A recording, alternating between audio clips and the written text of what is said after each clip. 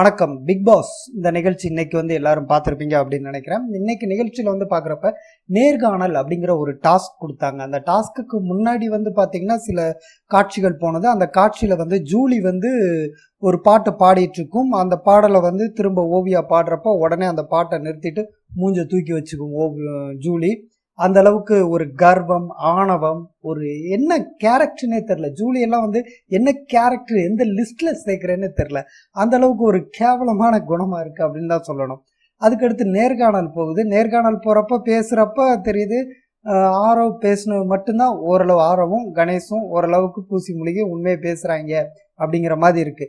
மற்றபடி சினேகன் வழக்கம் போல இரட்டை வேடம் போடுகிறார். அவரை பத்தி நம்ம வேற எதுவும் சொல்லவே தேவையில்லை, பார்க்குற உங்களுக்கே தெரிஞ்சிருக்கும். அதே மாதிரி ஜூலி எடுத்துக்கிட்டோம்னா ஜூலி தான் மெயின் கேரக்டர். அது ஜூலி ஒரு முக்கியமான வார்த்தை சொல்லிச்சு. என்னன்னா, திருப்பி மன்னிப்பு கேட்கணும்னு அவசியம் இல்லை. என்ன ஒரு முட்டாள்தனமான வாசகம் இது. நம்ம ஒரு தப்பு பண்ணோம் அப்படின்னா நம்ம மன்னிப்பு கேட்டுதான் ஆகணும். நீ திரும்ப தப்பு மேல தப்பு பண்றப்ப திருப்பி மன்னிப்பு கேட்டுதான் ஆகணும். நான் முதல் தடவை மன்னிப்பு கேட்டேன், அதனால 1000 தப்புனாலும் பண்ணுவேன் அப்படின்னு சொல்றது ரொம்ப ஒரு கொடூரமான குணம். அது ஒரு தப்பான குணமும் கூட. அவங்க பெற்றோருக்கு ரொம்ப பெரிய அவமானத்தை தேடி தந்திருக்காங்க அப்படின்னு தான் நம்ம சொல்லணும். இந்த 100 நாள் முடிஞ்சு 101வது நாள், நான் ஏற்கனவே சொன்ன மாதிரி 101வது நாள் அவங்க 50 லட்சம் ரூபாயோட அவங்க வீட்டுக்கு போனா கூட இந்த சமூகம் அவங்கள மதிக்குமா அப்படிங்கறது உணரணும். பணம் மட்டும் வாழ்க்கை இல்லை, அதை தாண்டி நிறைய விஷயங்கள் இருக்கு. அந்த பக்குவமே இல்லை. அவங்க என்ன மைண்ட் செட்ல இருக்காங்கன்னே தெரியல. அது ஒரு கேரக்டராகவே எனக்கு படலை.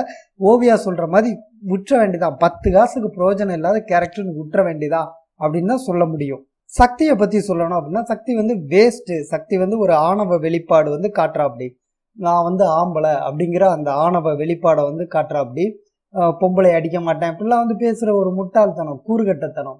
இதெல்லாம் இந்த வார்த்தைகளே பயன்படுத்தக்கூடாது. அது மனசுல ஒரு ஆணவ போக்கு இருக்கிறனாலதான் அதெல்லாம் வெளியே வருது. அதே மாதிரி என்னமோ ஓவியா நடிக்கிற மாதிரி சொல்லிட்டு அப்படியே பூசி முழுகி யாரோ நடுவுல இது பண்றாங்க. நாங்க இருந்து பாக்குறோம், உணர்றோம், தெரிகிறோம் அப்படிங்கிற என்ன தெரிஞ்சுக்கிட்டாருன்னு எங்களுக்கு ஒண்ணுமே புரியல. அப்புறம் பாத்தீங்கன்னா ஓவியா கண்ணால பாக்குறத மட்டும் நம்புங்க அப்படின்னு சொல்றது வாழ்க்கையில ரொம்ப ஒரு முக்கியமான விஷயம். அந்த பொண்ணு வாழ்க்கையில எல்லாத்தையும் பட்டு தான் தெரிஞ்சுக்கிட்டேன் அப்படின்னு சொல்லுது. அது நிறைய அனுபவிச்சிருக்கு. ஒவ்வொரு விஷயத்திலையும் அந்த பொண்ணுகிட்ட நிறைய மெச்சூரிட்டி இருக்கு. 26 வயசு பொண்ணு. அந்த பொண்ணுக்கு இருக்கிற மெச்சூரிட்டி வேற யாருக்கும் அங்க உள்ள இருக்கிறதுல இல்லை அப்படின்னு சொல்லலாம். ஓவியா கிட்ட என்ன கத்துக்க வேண்டியது இருக்குங்கிறாங்க. ஓவியா கிட்ட கத்துக்க வேண்டியது நிறைய இருக்கு. அதுக்கு நான் தனியாவே பேசி போடுறேன். மீண்டும் அந்த பொண்ணு அழகா சொல்லுவோம், அவங்கவுங்க வாழ்க்கை அவங்கவுங்க கையில, அதாவது அவங்க லைஃப் அவங்க கையில அப்படின்ட்டு ஜூலியை பத்தி சொல்றப்போ அந்த ஒரு வாசகம் சொன்னது. அது ஒரு உண்மையான ஒரு விஷயம். ஒரு முனிவர்கிட்ட ஒரு சின்ன பையன் என் கைக்குள்ள என்ன இருக்கு அப்படின்ட்டு கேட்பான், கையை மூடிக்கிட்டு. அந்த கைக்குள்ள பட்டாம்பூச்சி இருக்கு அப்படின்னு சொல்லிட்டு அந்த முனிவர் சொல்லுவாரு. இந்த பட்டாம்பூச்சி உயிரோட இருக்கா செத்து போச்சு இருக்கா அப்படின்ட்டு திரும்ப அந்த முனிவர்கிட்ட கேட்பான். அந்த முனிவர் அதுக்கு பதில் சொல்லுவாரு அழகா, அது உன் கையில இருக்கு அப்படிம்பாரு. ஆக்சுவலா அந்த பையன் என்ன மைண்ட் செட்ல இருப்பானோ அந்த பட்டாம்பூச்சி உயிரோட தான் இருக்கு. முனிவர் செத்து போச்சு அப்படின்னு சொன்னா அதை கையை விரிச்சு பறக்க விட்டுறலாம். உயிரோட இருக்குன்னு சொன்னா அப்படியே நசுக்கி கொன்றலாம் அப்படிங்கிறதா. இதுதான் எல்லாருக்கும் பொருத்தமான வார்த்தை. இது ஒரு சாதாரண வாசகமா தெரியலாம். உன் வாழ்க்கை உன் கையில் அப்படின்ட்டு ரஜினிகாந்த் அந்த பாட்ஷா திரைப்படத்துல சொன்னப்ப அது ஒரு சாதாரண வாசகமா இருக்கலாம். அதுதான் உண்மை. அந்த விஷயத்த ஆழமா இந்த பொண்ணு உணர்ந்திருக்கிற காரணத்தினாலதான் அந்த வாசகம் வருது அப்படிங்கிறது என்னோட பார்வையில பட்டது. மேலும் கண்ணில் பாக்குறத மட்டும் நம்புங்க அப்படின்னு சொல்லிட்டு காயத்ரிக்கு அட்வைஸ் பண்ணுது. அதை ஏத்துக்கிற மனப்பான்மையில காயத்ரி இல்லை அப்படிங்கறதான் உண்மை. ஏன் சொல்றேன் அப்படின்னா, காயத்ரி என்னமோ கேட்டு ரியலைஸ் பண்ண மாதிரி உங்களுக்கு தோணும். ஆனா எதையுமே ரியலைஸ் பண்ணல. தான் ஒரு மேதாவி, தான் செய்வதெல்லாம் சரி அப்படிங்கிறது தான் அது இருக்கு. சபையில ஓவியா இத மாதிரி மன்னிப்பு கேட்டாங்க, அழுதாங்க, அது இதுன்ட்டு எல்லா கதையெல்லாம் சொல்றாங்க.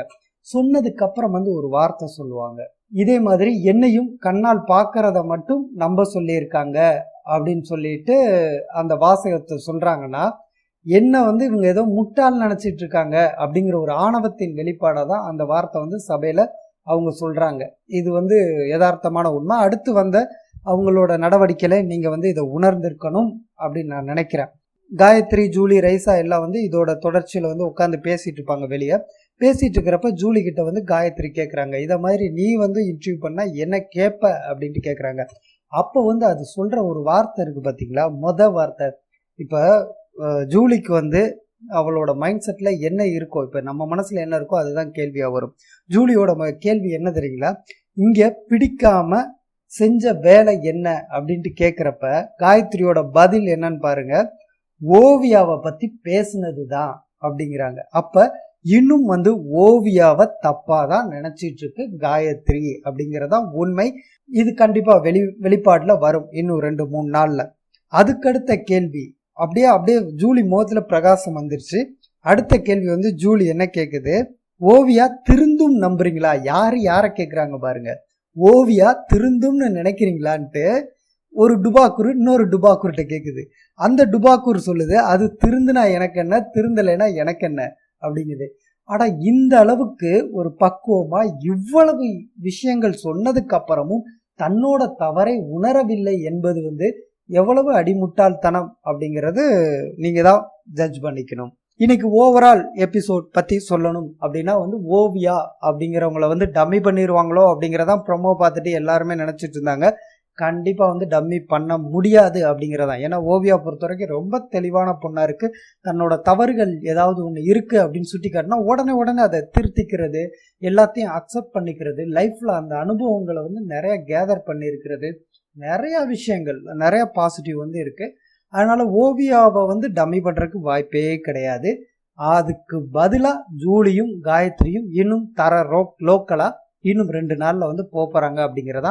ஏன்னா ஜூலி வந்து அந்த ஒரு பொறாமை உணர்ச்சியில அடுத்து நான் தலைவர் போட்டியிட போறேன் அப்படின்னு சொல்றது இதெல்லாம் பார்த்துருப்பீங்க. நான் வந்து எதுவும் புதுசா சொல்ல தேவையில்லை.